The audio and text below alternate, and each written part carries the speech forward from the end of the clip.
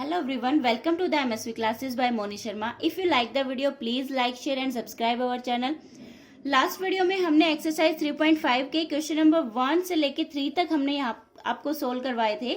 आज हम question number 4 solve करेंगे. क्वेश्चन नंबर 4 का जो फर्स्ट पार्ट है वो हमें क्या कह रहा है, a part of monthly hostel charges is fixed. कोई हॉस्टल है उसका महीने का जो चार्ज है वो फिक्स किया गया है. And the remaining depend on the number of days. और जो बाकी बच गया वो किस पे डिपेंड कर रहा है, नंबर ऑफ डेज, कि वो कितने दिन और रुक रहा है वहां पे. One has taken food in the mess, कि मेस में जो कितना खाना वहां पे लिया जा रहा है. अब इसने आगे जो डिटेल्स दी वो हमारे लिए बहुत ही यूजफुल है. व्हेन स्टूडेंट ए, कोई स्टूडेंट ए है, टेक्स फूड फॉर 20 डेज, जब वो 20 दिन के लिए खाना लेता है, सी हैज टू पे ₹1000 एज हॉस्टल चार्ज. अगर वो 20 दिन के लिए रुकता, स्टूडेंट ए कितने दिन के लिए रुक रहा है वहां पे, 20 दिन के लिए, और उसको कितना पे करना पड़ रहा है, 1000 एज हॉस्टल चार्ज. फिर इसने कहा वेराज ए स्टूडेंट बी, जबकि जो स्टूडेंट बी है, विद्यार्थी B, who takes food for 26 days, कितने दिन के लिए खाना ले रहा है वो, 26 डेज के लिए, 26 दिन के लिए खाना ले रहा है, पेज ₹1180, ₹1180 उसको देने पड़ रहे हैं अगर वो कितने दिन रुकता है, 26 दिन. लेकिन अगर वो 20 दिन रुक रहा था तो कितने रुपए देने पड़ रहे थे उसको, ₹1000. अब आपका मेन काम क्या है, फाइंड द फिक्स चार्ज, जो हॉस्टल का फिक्स किराया है वो, and the cost of food per day, और जो एक दिन के खाने का उसको रुपए देने पड़ते हैं वो आपको यहाँ पे फाइंड आउट करना है. तो सबसे पहले बहुत ही कॉमन सी चीज है, हम क्या करना होता है, हम उन चीजों को मान के चलते हैं जो हमें फाइंड आउट करनी होती है. तो इसीलिए हमने फिक्स चार्ज को क्या मान लिया, x. Charge for the food per day यानी कि एक दिन का कितना जो रुपए ले रहा है वो कितना माना हमने, वाई. तो अब इसने कंडीशन क्या दी थी कि जो स्टूडेंट ए है वो 20 दिन के लिए रुक रहा है और कितने रुपए पे करने पड़ रहे हैं उसको, 1000. बच्चे अगर एक दिन का तो एक्स, उसने फिक्स चार्ज तो एक्स है मान लिया, फिक्स है ये, तो इसमें तो कोई चेंज हो नहीं सकता. लेकिन पर डे एक दिन का उसने क्या माना है हमने यहाँ पे, वाई. अगर एक दिन का वाई है तो 20 दिन का कितना होगा, 20 वाई होगा. तो फिक्स चार्ज और प्लस में ये 20 दिन का मिला के वो कितने रुपए दे रहा है, 1000. तो इसलिए हमने यहाँ पे क्या किया, x + 20y, कितना रुपए दिया उसने, 1000. अब इस 1000 को आप दूसरी साइड ले जाओ, माइनस का हो जाएगा, तो इस टाइप से आपकी इक्वेशन बन जाएगी. इक्वेशन नंबर फर्स्ट का नाम दे दिया हमने. फिर नेक्स्ट में इसने कितने कहा था कि 26 डेज के लिए वो रुकेगा, तो उसको कितने रुपए देने पड़ेंगे, ₹1180 देने पड़ेंगे, ₹1180. सेम कंडीशन यहाँ भी तो अप्लाई हो सकती है आपकी, जो आपने फर्स्ट इक्वेशन बनाई यहाँ पे जब 20 दिन के लिए रुका तो क्या आया था, x प्लस में 20y, और कितने रुपए दे रहा था, 1000, इक्वल में राइट कर दिया हमने. इसी तरीके से यहाँ से अगर वो 26 डेज के लिए वहां पे स्टे कर रहा है तो x प्लस में 26y इक्वल टू क्या रहेगा, 1180. इसको इस दूसरी तरफ ले आओ तो माइनस का हो जाएगा. तो यहाँ से हमें इक्वेशन नंबर 2 भी मिल गई. मेन काम हमारा हो गया क्या, हमें 2 इक्वेशंस मिल गई. अब इन इक्वेशंस पे हमें क्या करना है, क्रॉस मल्टीप्लिकेशन मेथड लगाना है. क्रॉस मल्टीप्लिकेशन मेथड क्यों लगाना है, क्योंकि इसने मेंशन किया गया है आपको, जो क्वेश्चन नंबर कंप्लीट जो 4 है उसकी स्टेटमेंट है कि आपको सिर्फ क्रॉस मल्टीप्लिकेशन मेथड ही यूज करना है. अदरवाइज अगर ये मेथड मेंशन ना करे तो आपकी चॉइस, आपको जो भी मेथड अच्छे से आता हो उसी को आप अप्लाई कर सकते हो. देखो मैं आपको बहुत बार सिखा चुकी बच्चे कि क्रॉस मल्टीप्लिकेशन मेथड में आप ये मल्टीप्लाई कैसे लिखते हो. आई होप आपको ये आ गया होगा समझ में. लास्ट से इक्वेशंस देखना और इस तरीके से आप करके देखना, आप बिल्कुल कर सकते हो और बहुत अच्छे से करोगे. देखो ये कैलकुलेशंस वगैरह हमने सोल्व करने के बाद ये आपकी वैल्यूज आ जाएंगी, और जब आप यहाँ पे फर्स्ट और थर्ड, फर्स्ट वैल्यू क्या है, x डिवाइडेड बाई 2400, और इक्वल में थर्ड क्या है, 1/6. जब इसके आप क्रॉस मल्टीप्लाई करोगे तो ये जो 6 है, 6 से ये कैंसिल हो जाएगा, कितने पे कटेगा, 4, और ये 2 0 एज इट इज. तो x की वैल्यू तो क्या आएगी यहाँ पे, 400. और जब आप इन दोनों का यूज करोगे, 6 से 180 कितने पे कट होगा, 30 पे, तो y की वैल्यू ये 30 आ जाएगी. नाउ द नेक्स्ट क्वेश्चन क्या कह रहा है हमें, a fraction becomes 1/3 when 1 is subtracted from the numerator, कोई फ्रैक्शन है वो कितना बन जाता है, 1/3 बन रहा है। कब? जब वो एक माइनस करे कहां से, from the numerator. First condition आपकी। सेकंड क्या है, इट बिकम्स 1/4, लेकिन यही फ्रैक्शन 1/4 बन जाता है कब, when 8 is added to its denominator, जब 8 को हम कहाँ ऐड कर दे, डिनोमिनेटर। डिनोमिनेटर कहाँ राइट करते हो आप, डिवाइड में, और नंबरेटर कहाँ राइट करते हो, जिसको आप हिंदी में क्या बोलोगे, अंश। हम नंबरेटर को हमेशा ऊपर और डिनोमिनेटर हमारा जो नीचे लिखा जाता है। तो इसी तरीके से सेम आपका क्या प्रोसीजर रहेगा, नंबरेटर हमने x मान लिया, डिनोमिनेटर क्या मान लिया, y। फ्रैक्शन क्या हो गया, x डिवाइडेड बाय y, क्योंकि नंबरेटर हम ऊपर लिखते हैं और डिनोमिनेटर नीचे। तो फर्स्ट कंडीशन में क्या कहा था, फ्रैक्शन कितना बन रहा था, 1/3, लेकिन क्या करना पड़ेगा उससे पहले हमें 1 is subtracted from the numerator, एक को हमें नंबरेटर में से, अंश में से घटाना पड़ेगा। तो हमने क्या किया, अंश में से 1 घटा दिया, नीचे वाला एज इट इज रखा क्योंकि उसके लिए इसने कुछ नहीं कहा, इक्वल टू 1/3। अब क्या कर सकते हो, यहाँ से क्रॉस मल्टीप्लीकेशन, क्रॉस मल्टीप्लीकेशन करोगे, यहाँ से 3 की मल्टीप्लाई 3x से होगी तो 3x, -1 से होगी तो -3, y की 1 से करोगे y आ जाएगा आपके पास। सेम यहाँ पे बस इसको अरेंज कर लिया हमने, y दूसरी तरफ प्लस का था, इस तरफ ले आओ, आप कैसा हो जाएगा, माइनस का। तो कैसी इक्वेशन बन गई, 3x - y - 3 = 0। अब नेक्स्ट कंडीशन में क्या करना था, 8 is added to its denominator, 8 को डिनोमिनेटर में ऐड करना है, और फ्रैक्शन कितना बनेगा, 1/4। सेकेंड कंडीशन के अकॉर्डिंग क्या किया, यहाँ पे x divided bye y plus 8, क्यों, क्योंकि कंडीशन में गिवन है हमें 8 ऐड करना, और फ्रैक्शन कितना बनेगा, 1/4। आप क्या कर सकते हो, आप क्रॉस मल्टीप्लीकेशन कर दो, 4 के x के साथ करोगे कितना आ गया, 4x, y प्लस 8 की 1 के साथ करोगे एज इट इज रहेगा, बस इसको अरेंज कर दो, दोनों वैल्यूज को आप दूसरी तरफ ले जाओ, दूसरी तरफ ले गए तो y भी माइनस का हो गया, 8 भी माइनस का हो गया, इसको हमने इक्वेशन नंबर 2 का नाम दे दिया।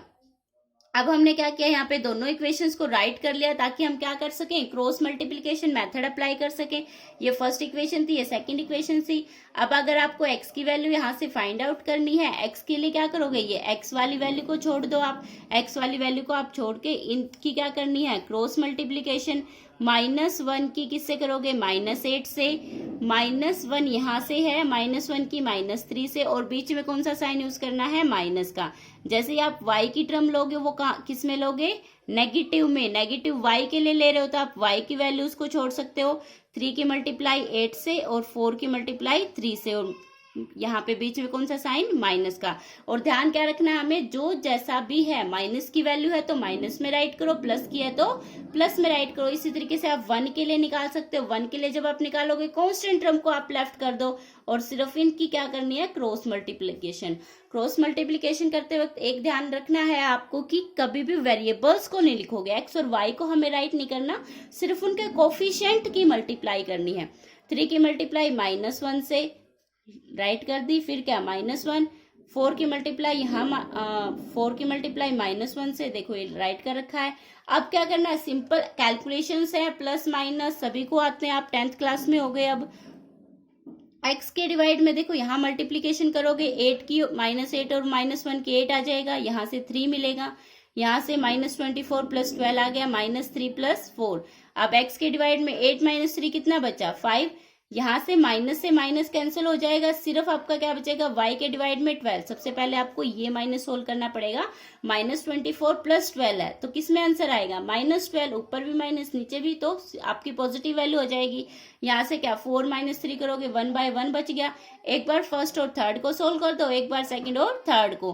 फर्स्ट और थर्ड को सोल्व करोगे, हमने पहली और थर्ड जो वैल्यू थी वो हमने राइट की, क्रॉस मल्टीप्लीकेशन कर लो, 1 की किसी से मल्टीप्लाई कर लो, सेम रहेगी, तो x = क्या आ गया आपका 5। सेम इसी तरीके से आप सेकंड और थर्ड वैल्यू को राइट करो, सेकंड और थर्ड वैल्यू जब हमने राइट की तो y की वैल्यू क्या आई आपके पास, 12, तो x की वैल्यू क्या आई 5 और y की वैल्यू क्या आई 12। x क्या था, अंश, y क्या था, हर, यानी कि numerator divided by denominator. x की वैल्यू क्या है 5 रख दो, और y की वैल्यू क्या है 12, तो आंसर क्या रहेगा आपका 5/12। Now the next question. Next question में इसने आपको क्या दिया है, Yash scored 40 marks in a test. Yash है, उसने क्या किया, उसके 40 अंक आए हैं किसी टेस्ट के अंदर, getting 3 marks for each right answer and losing 1 mark for each wrong answer. Yash के टोटल नंबर कितने आए हैं 40, और वो उसको 3 नंबर कितने मिलते हैं अगर वो राइट आंसर देता है। अगर वो करेक्ट आंसर दे रहा है तो उसको कितने मार्क्स मिल रहे हैं 3, और अगर वो गलत आंसर दे रहा है तो उसके कितने मार्क्स कट हो रहे हैं 1, लॉसिंग 1 मार्क।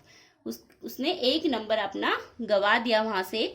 फिर इसने कहा हैड 4 मार्क्स, ये तो यहां तक आपकी होगी फर्स्ट कंडीशन कि वो 40 नंबर ले रहा है टोटल, हर एक सही उत्तर के लिए उसको 3 नंबर मिल रहे हैं और गलत उत्तर के लिए उसको 1 नंबर मिल रहा है।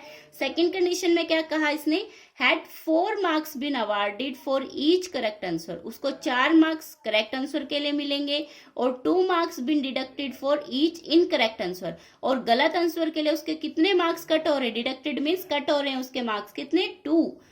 Then Yash would have scored 50 marks, जब तो आप उसको कितने नंबर मिलते हैं 50, उसको 50 नंबर मिलते हैं सेकंड कंडीशन में राइट आंसर के लिए 4 मार्क्स मिल रहे हैं और रॉन्ग आंसर के लिए उसको 2 मार्क्स मिल रहे हैं। फिर उसकी टोटल टेस्ट में नंबर कितने आते हैं 50, और अगर उसको 3 मार्क्स राइट आंसर के लिए मिल रहे हैं और 1 मार्क रॉन्ग करने के लिए आपका उसका कट हो रहा है तो उसको कितने मार्क्स मिलते हैं 40। अब आपको बताना क्या है, how many questions were there in the test, कि टेस्ट के अंदर टोटल कितने क्वेश्चंस थे। तो अब आप क्या कर सकते हो, यहां से कैसे बताओगे आप कि उस टेस्ट के अंदर कितने क्वेश्चंस थे। सिंपल सी बात है, अगर आपको राइट आंसर और रॉन्ग आंसर सभी का पता चल जाए तो आप उनका टोटल करके टोटल क्वेश्चंस बता सकते हो। तो हमने यहाँ पे number of right answers x मान लिए और रॉन्ग आंसर्स के लिए हमने क्या मान लिया y। अब फर्स्ट कंडीशन के लिए इसने क्या कहा था, 3 मार्क्स तो उसको राइट आंसर के लिए मिल रहे और 1 मार्क उसका कट हो रहा है गलत आंसर के लिए। तो देखो 3x हो गया, अगर उसको एक सही उत्तर के लिए x मिल रहा है तो 3 के लिए कितने मिल गए 3x मिल गया। फिर उसका अगर क्या कहा इसने, 1 नंबर उसका कट हो जाएगा अगर उसने गलत उत्तर दिया, तो 1 कट होने के लिए कुछ ना कुछ कम हो गया, माइनस हो गया ना, उसका कम हो गया। तो इसलिए हमने किसका साइन यूज किया यहाँ पे, माइनस। तो 3x माइनस वाई अगर ये करता है, ये इक्वेशन अप्लाई करता है तो उसको कितने मिलते थे 40 मार्क्स। सेकंड कंडीशन में क्या था, 4 मार्क्स तो करेक्ट आंसर के और 2 मार्क्स उसके कट हो रहे थे गलत आंसर के, और टोटल मार्क्स कितने मिल रहे थे उसको 50। तो x के साथ आप क्या राइट करोगे 4x, क्योंकि x राइट के लिए यूज किया और y रॉन्ग के लिए यूज किया। तो y के लिए कितने थे, देखो 2 मार्क्स कट हो रहे तो हमने क्या किया -2y, और इक्वल टू कितना आ गया 50। और माइनस का साइन क्यों यूज किया, क्योंकि रॉन्ग आंसर के लिए मार्क्स कट होंगे और कट होंगे तो कुछ ना कुछ माइनस होगा, तो इसलिए हमने किसका साइन यूज किया यहाँ पे माइनस का। तो 2 इक्वेशंस आपकी आ गई, यहाँ से दोनों इक्वेशंस आ गई। अब जो ये इक्वल में 40 है इसको आप दूसरी साइड ले जाओ, माइनस का हो जाएगा। इसी तरीके से दोनों इक्वेशंस को आप अरेंज कर सकते हो और फिर क्या करना है, क्रॉस मल्टीप्लीकेशन मेथड यूज करना है। x के लिए वैल्यूज निकाल दो, x के लिए निकालोगे तो इनकी क्रॉस मल्टीप्लीकेशन, y के लिए निकालोगे y को छोड़ के इनकी क्रॉस मल्टीप्लीकेशन, कांस्टेंट टर्म के लिए अगर आप निकालते हो तो इन दोनों की क्रॉस मल्टीप्लीकेशन। अब आपको क्या करना है, सिर्फ आपको सोल्व आउट करना है। आप अच्छे से इसको सोल्व कर लेना और इसको अच्छे से ही आप राइट करोगे। तो देखो जब आप इनको सोल्व करोगे तो ये 3 वैल्यूज आ जाएंगी आपके पास, तीनों वैल्यूज आ जाएंगी। तो एक बार फर्स्ट और थर्ड को सोल्व करना, एक बार सेकंड और थर्ड को। फर्स्ट और थर्ड हमने राइट की क्रॉस मल्टीप्लीकेशन कर दो, -2 से 30 को कट करोगे कितना आएगा 15। तो x की वैल्यू क्या आ गई 15। y बाय में माइनस ये 10 है, यहाँ पे -2 है तो यहाँ पे भी कट करोगे, 2 से 10 कट हो जाएगा कितने पे 5 पे। तो y की वैल्यू क्या आई 5, यानी कि उसने राइट आंसर कितने दिए हैं 15 और उसने रॉन्ग आंसर कितने दिए हैं 5। तो टोटल आंसर कितने हो गए 15 + 5, टोटल क्वेश्चन तो कितने 20। क्लियर है। आई होप आपको क्रॉस मल्टीप्लीकेशन मेथड अब तक करना आ गया होगा। अगर नहीं आता है किसी को तो आप लास्ट वीडियो को ध्यान से देखिएगा, आपको जरूर आ जाएगा। Now the next question. Next में इसने क्या कहा, places A and B are 100 kilometre apart on a highway. इसने कहा कि ए और बी कोई स्थान के नाम दिए हैं और वो कितनी किलोमीटर की दूरी पे है एक दूसरे से, 100 किलोमीटर, 100 किलोमीटर की दूरी पर है। फिर इसने कहा वन कार स्टार्ट फ्रॉम ए, एक कार ए पोजीशन से स्टार्ट होकर दूसरे बी पोजीशन पर जाती है एट द सेम टाइम। फिर क्या कहा, if the car travel in the same direction, car है जो दोनों कार्स हैं वो एक ही डायरेक्शन में जा रही हैं, सेम डायरेक्शन में जा रही हैं एट डिफरेंट स्पीड, जबकि उनकी स्पीड्स क्या है, डिफरेंट हैं।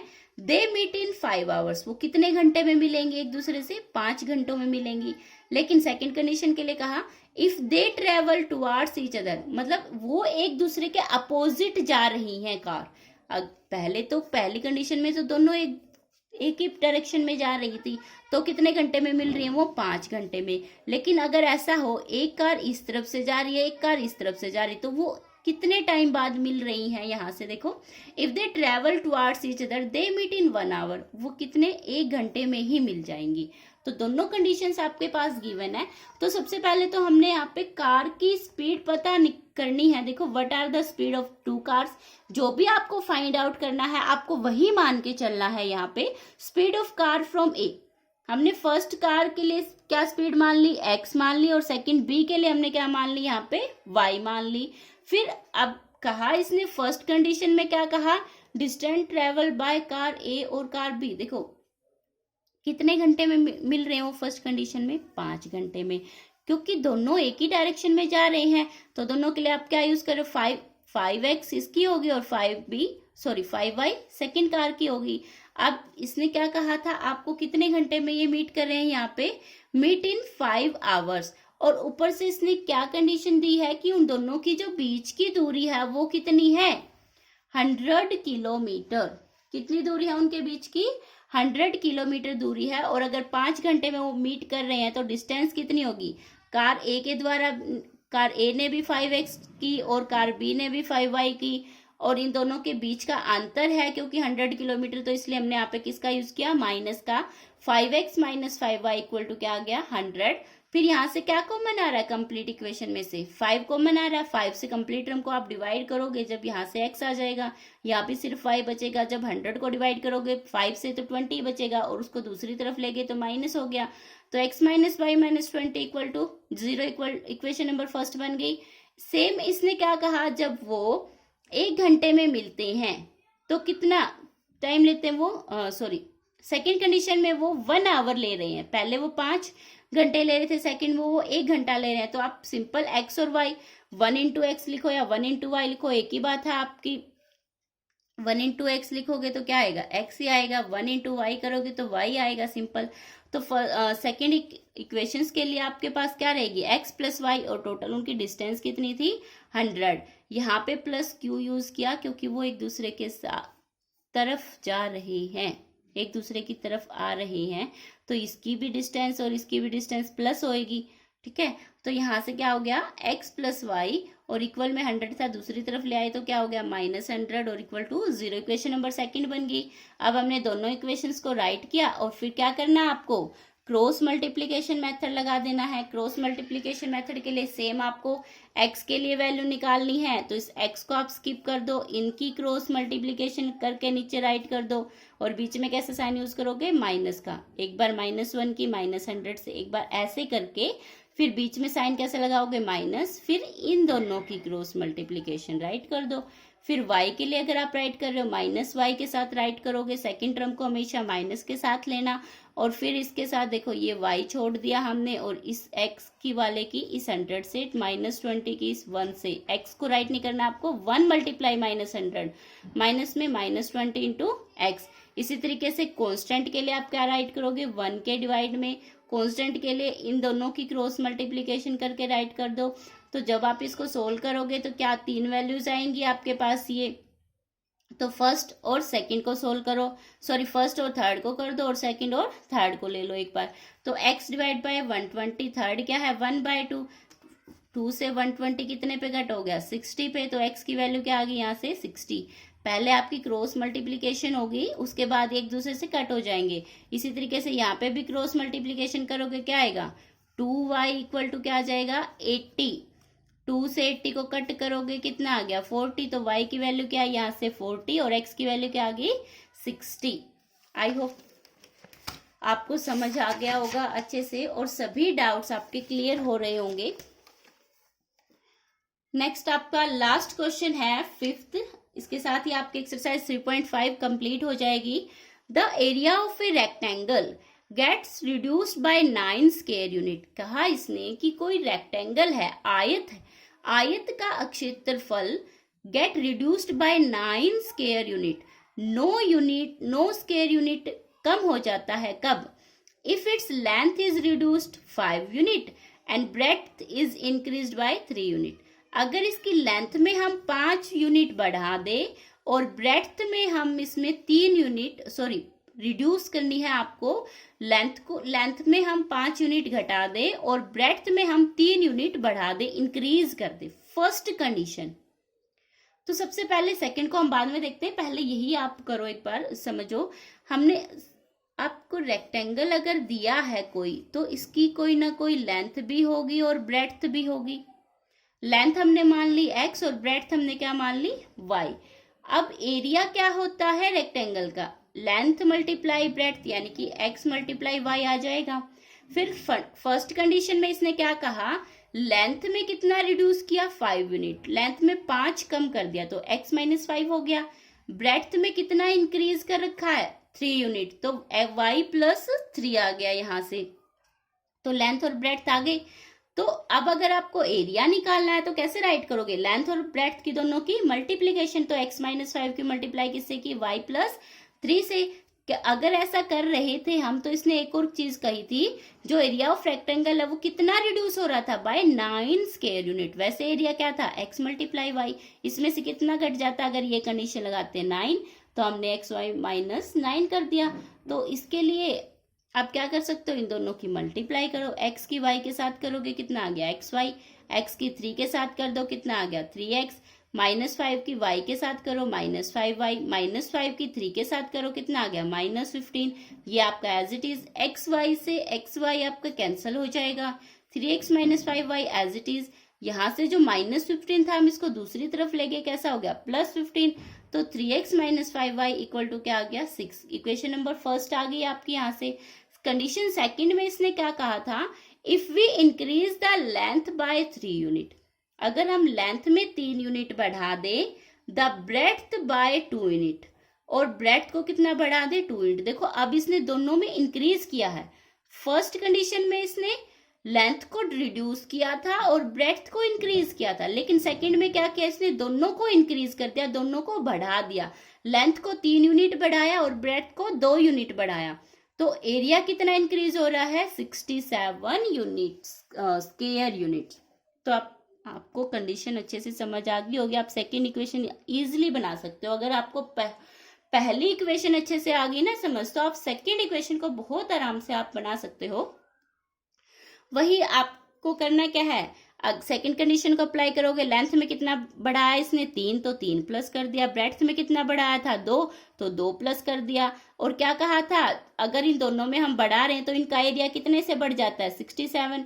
और एरिया के लिए आप क्या करते हो? दोनों की मल्टीप्लाई, दोनों की हमने यहाँ मल्टीप्लाई करी, इस किसके इक्वल होगी? इसके एरिया में हम कितना बढ़ा देंगे 67 प्लस कर दिया।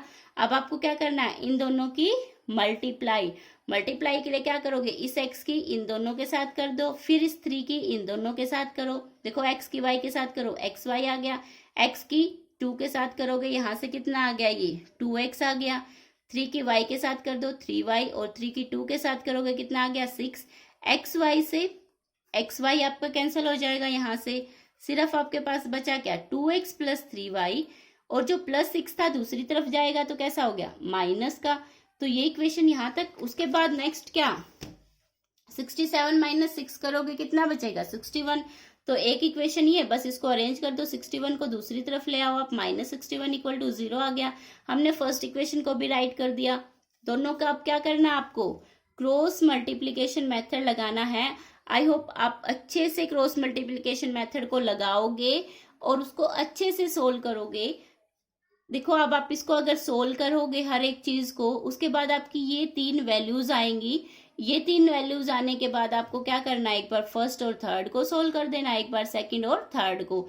फर्स्ट और थर्ड को आप सोल्व करोगे, क्या देखो x divided by 323 equal to 1/19। इन दोनों की क्रॉस मल्टीप्लाई आप कर सकते हो, तो 19x किसके इक्वल आ गया, 323 के। 19 से 323 को कट करोगे आप, कितने पे कटेगा ये, 17 पे, तो x की वैल्यू क्या आ गई, 17। सेकेंड और थर्ड का जब आप यूज करोगे इन दोनों इक्वेशंस का, तो y divided by 171 equal to 1/19। इन दोनों की भी क्रॉस मल्टीप्लीकेशन कर दो आप, ये आ जाएगा आपके पास 19 से 171 कितने पे कट होगा, 9 पे। तो आपके पास x की वैल्यू कितनी आई, 17, और y की वैल्यू कितनी आई, 9। फिर भी आप अच्छे से यहाँ से देखो, 1 मिनट के लिए मैं इसे ऐसे छोड़ रही हूँ, क्योंकि अगर कोई भी डाउट हो तो आप इसमें देख सकते हो कि कैसे मल्टीप्लाई की गई है और कैसे नहीं की गई है। अगर आपसे कोई भी मिस्टेक हो तो आप वीडियो को बार बार रोक के या पीछे करके भी आप देख सकते हो आराम से। इनको अच्छे से करना, और कैलकुलेशन बहुत अच्छे से होनी चाहिए बच्चे आपकी, क्योंकि आप खुद से करोगे तो आपका मैथ बहुत स्ट्रांग हो जाएगा। हर एक चीज अगर मैं आपको करवाऊंगी तो आप उसी चीज के आदी हो जाओगे और आप खुद से कुछ नहीं करोगे। Okay, thank you. Please like, share and subscribe our channel.